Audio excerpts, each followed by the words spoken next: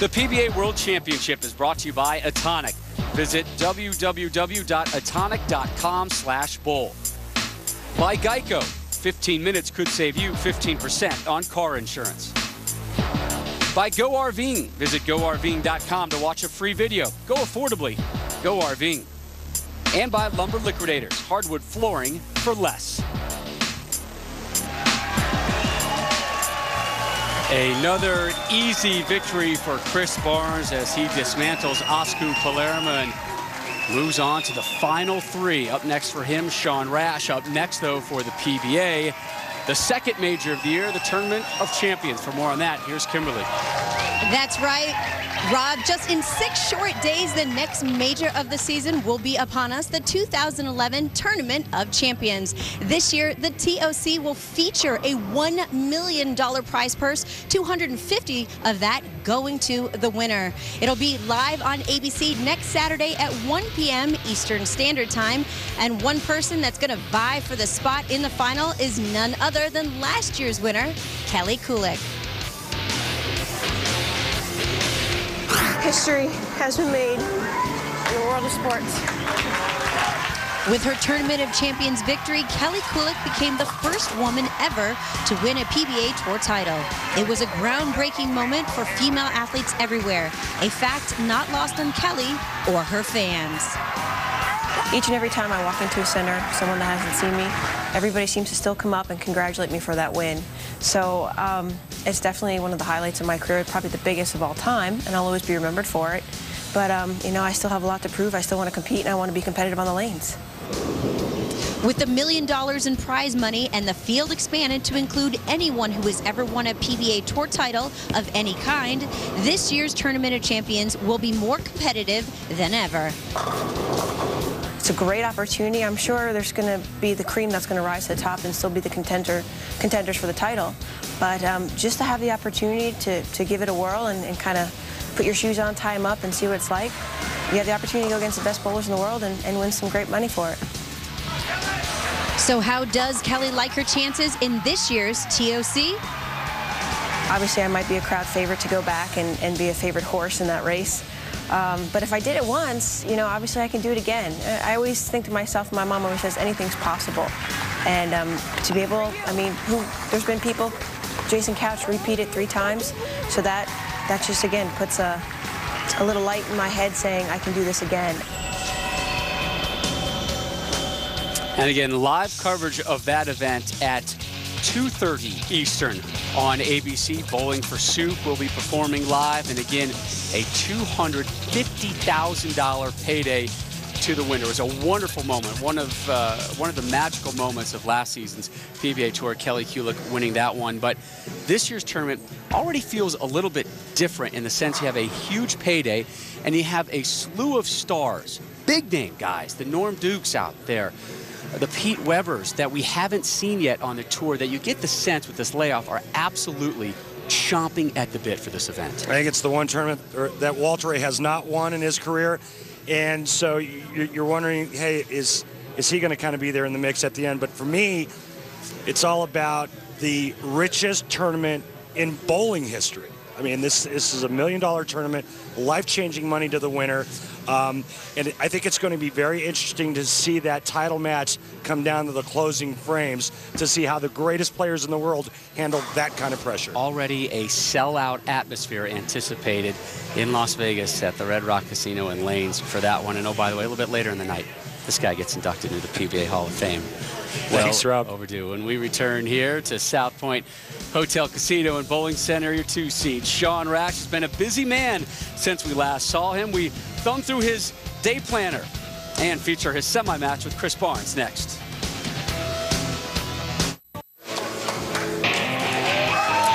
What a Monday of college basketball coming your way tomorrow. A quadruple header on ESPN beginning at 3:30. A top 10 showdown, Nova, UConn. At 5:30, Kansas State, Missouri. Unbeaten Syracuse, number 4 in the land for now. They should move up with Duke's loss earlier in the week, taking on Pittsburgh. And another unbeaten, Kansas, at 9:30 Eastern on ESPN. Big Monday presented by Bud Light. There is a look at the PBA World Championship hardware. Chris Barnes has taken one giant step closer to hoisting it for real on Sunday. Up next, his match with 2 seed Sean Rash. Chris Barnes will start us off here in our semifinal match. Bill O'Neill, your 1 seed, waiting in the wings.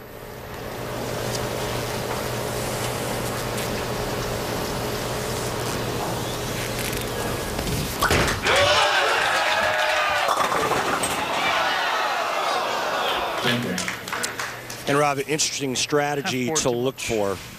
Sean Rash is the higher seed. He gets the choice of starting lane. He chose to let Chris start, which means Barnes will finish the match on the right lane. Barnes is a perfect 7 for 7 on the right lane. Barnes has to take care of this single pin spare, though, first. Last time these guys met was at the Chameleon Championship. Barnes was your 3 seed, but it was Sean Rash who was victorious, 227-175, a match where Barnes absolutely fell apart, with a lot of people questioning his approach to the lanes as Barnes steps up and fires at the 10th, and they've had some footing issues there at the end, but it didn't affect the result he needed. And now the intro for your 2 seed. The number 2 player is a 4-time PBA Tour champion, including 1 major. From Montgomery, Illinois, Sean Rash. That's odd to hear Montgomery, Illinois. Sean just moved to the Chicago area from Wichita, where he has lived since he was raised in Anchorage, Alaska. First 18 years of his life in Alaska before going to college at Wichita State. It's a pretty looking strike. That is a good looking strike from Sean Rash, and here's the arsenal he brought with him to the lanes today. And like most of the players, with the exception of the 2-hander Osku Palermo, they're going with their strongest hook rating ball. Sean Rash playing the lanes completely different than Chris Barnes. Obviously a higher rev rate, so he is quite a bit left. We'll see how that affects the shot that Chris Barnes is playing. But remember what we saw when Bill O'Neill ran the ladder at the Viper Championship. Everybody played way in. Bill O'Neill stayed to the right. Yikes.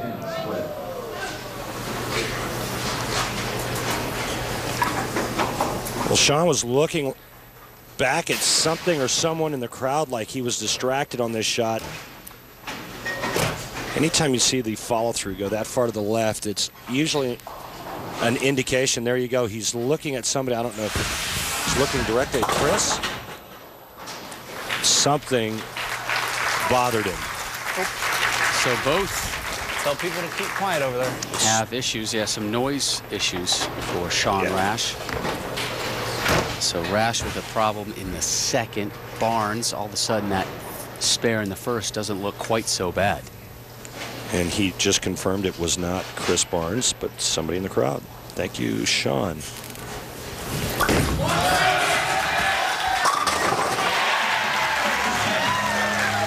Well, he's got a nice blueprint from yesterday on how to play the lanes, and he's executing brilliantly right now.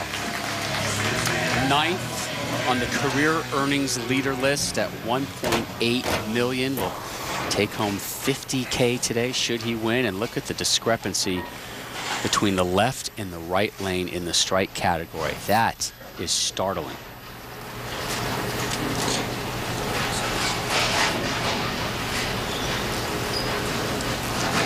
The world beater coming at you. Look out. Messenger nestles against the 10. And wow, both guys really struggling here in the semis, early stages. Yeah, and the struggles are on the left lane early on. Good news for Chris Barnes. He gets to finish the match on the right lane. Loses this one off his hand just a little bit. We saw that with 2 shots yesterday. I asked him after yesterday's telecast, Chris, what happens when you lose the ball to the right like you did right there? He says, you know, quite honestly, I'm not sure. Open frame. unable to convert that one, and some anger for the first time in about 24 hours from Chris Barnes. Again, he has just had a cakewalk through his first 2 matches. A, he's been dialed in. B, his opponents have given him huge openings. Again, he won yesterday by 71 pins. His first victory today versus Osku Palermo was by 70 pins. This the first time he's been tested at the PBA World Championship. Sean Rash, almost the Big Four. And Sean looking at back-to-back opens, unless he can fire one at the 6-10 and hope one of them bounces out and takes the 4 out. I've never seen it made on television. The Big Four only made once on television by Walter A. Williams Jr., but not a good start in opening 3 frames for Sean Rash. Strike, open frame, down 11. He needs to regroup here in the 4th. And Sean, the last time we saw him on television, was brilliant. The Chameleon Championship when he beat Osku Palermo, Chris Barnes, and Wes Malott before losing to the eventual champion Scott Norton. Come on. Only trailing by 11, though, with back-to-back open frames. Not a pretty scoreboard when you see lots of circles around numbers.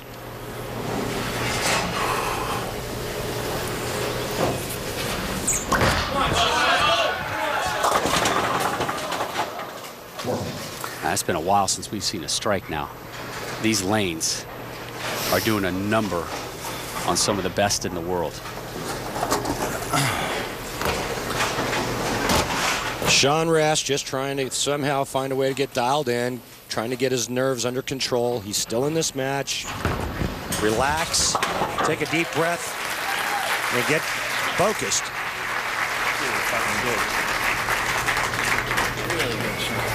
Chris Barnes coming off of the 2-10 split in the 3rd frame. All it was an errant shot. I think he's got a pretty good idea of what his ball's going to do when he lets go of it. He just has to make the shot. Yeah, both are struggling. You get the sense, though, Barnes may be a slightly bit more dialed in. I agree.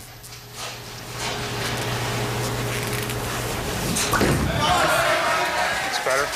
Much better. Much better. Just the 3rd strike of this match for both players, and the 2nd for Barnes.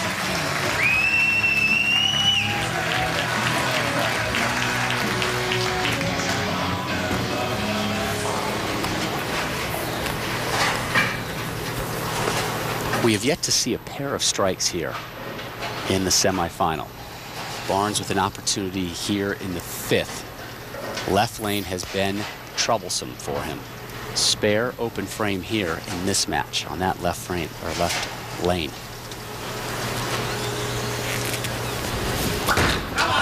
There we go. There we go. Hit it. Boy, he put a nice touch on that shot, Rob. He got it in just a little bit, but he gave it a little extra speed. It held its line, and he got into the switch zone for a nice double.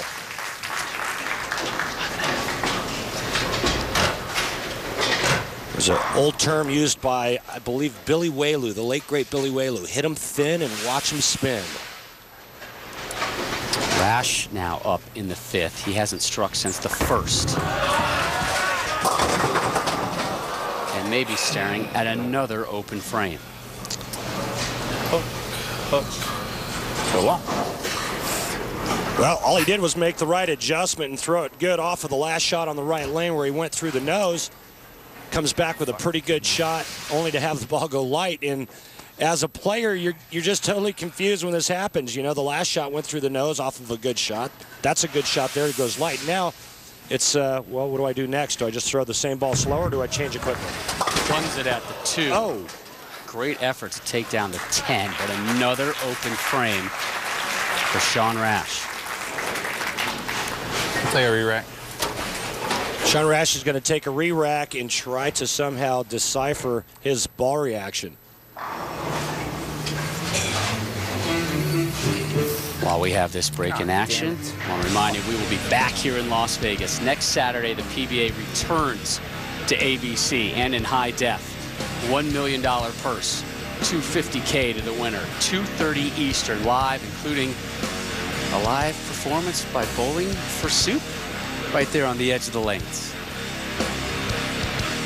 It's funny, I asked my daughter Savannah, I said, have you ever heard of a band called Bowling for Soup? And her response was probably, it was, Yeah. Much needed strike for Rash. Rash has not won a tournament since he claimed his only major, the USBC Masters in '07. His quest to end his 3+ year drought continues when our coverage of the PBA World Championship resumes.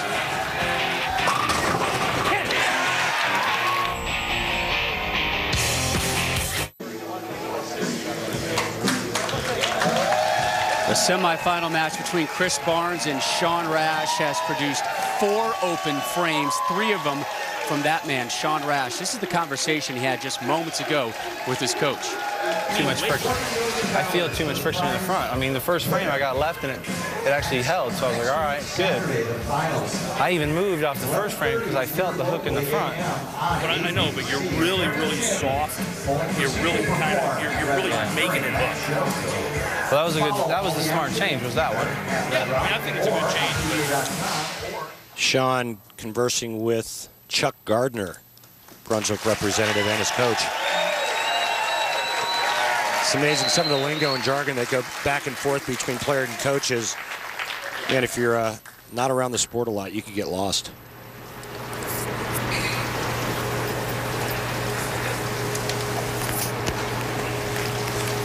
So here's Barnes working on our only pair of strikes we've seen yet here in the semis, trying to string 3 together here to close out the 6th.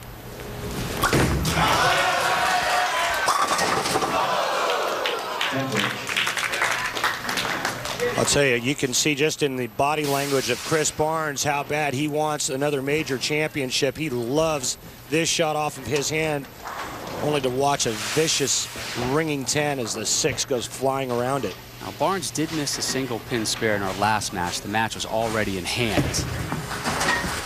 I wasn't trying to play the jinx game. Wow. I just want to remind you that has happened. Roski Palermo missed one in that match as well. So nothing has really been overly easy on the lanes. Again, Barnes, a runaway winner in the last match over Palermo, took that one by 70 pins. This one a little bit tighter. But Sean Rash really kind of handing him right now a berth into the title match versus Bill O'Neill. We begin the 7th.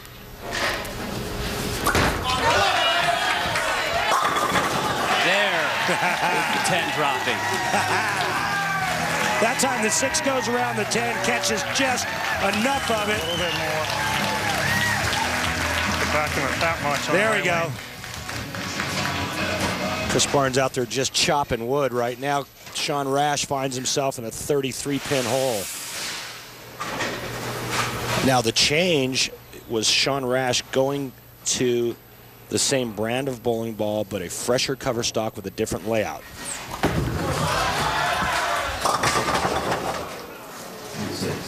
And this one is close to being over. And right now, Rob, the ball reaction that Sean Rash has is known as the under-over reaction. When he gets it to the dry part of the lane, it overreacts. When he makes an adjustment and moves deeper, it underreacts. And it's one of the worst things you could have in bowling. Is there any way to solve the over-under?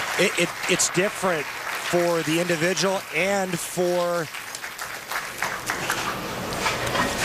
depending on the style, the form, it can be different. A lot of times the move would be moving right and going straighter and faster, or it's moving in and just softening up. Sometimes it's a ball change, but it's different for every player. Just saw a nasty montage of the problems that Rash has been battling here. Down 33 as we begin the 8th.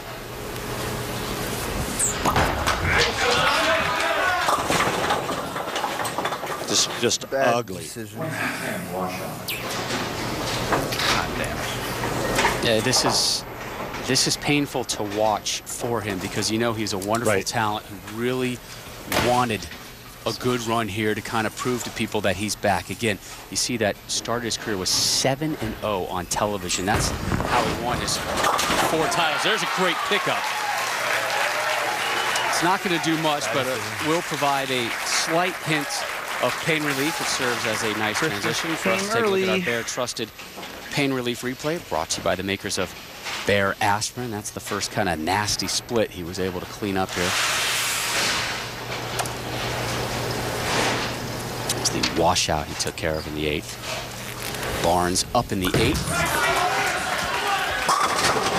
And his second collection of spares. What's interesting to me, Rod, is that Sean Rash is a power player, but you have to be watching what's going on and who's having success out on the lanes. And that person is this guy right here, Chris Barnes. And watch the way he's playing and attacking the oil pattern. Bill O'Neill said, you got to go straighter on this pattern whenever possible. Sean Rash chose to get way inside and try to stay to the left of Chris Barnes. And right now he's shooting 160. Strike here will just about do things. DUN done. So it's not that Chris Barnes hasn't earned the right to move on, but certainly his competition has really wilted while he's been able to stand up so far. Reminiscent of what we saw when Bill O'Neill, there it is right there. You see the move? He moves right, goes to a weaker ball, and he's right in the same zone that Chris Barnes is in. We saw Bill O'Neill do it when he won the Pepsi Viper Championship, when he averaged 240 and the opponents averaged 190. Bill O'Neill stayed right of all the big power players on that telecast, and he blew the opposition away.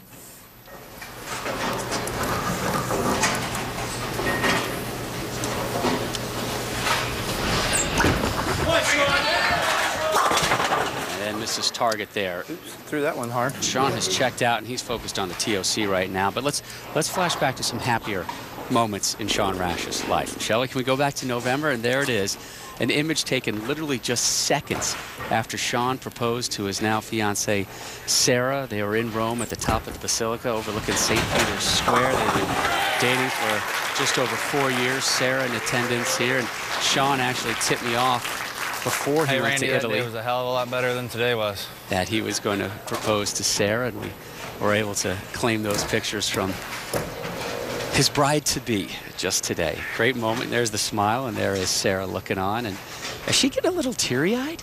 Well, her Chicago Bears are winning.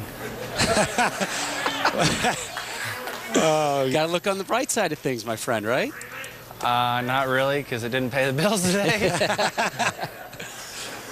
Well, he can pay the bills with the win next Saturday on ABC at the TOC. $250,000 going to the winner. But Chris Barnes moves now just one win away from claiming the Triple Crown.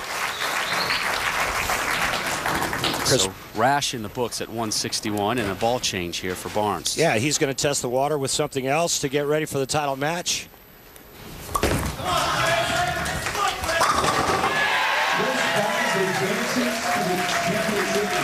So Barnes in the books for another title match. It will be his 35th of his career. When we return, a look ahead to next Saturday's TOC on ABC and a preview of our championship match when we return to Vegas.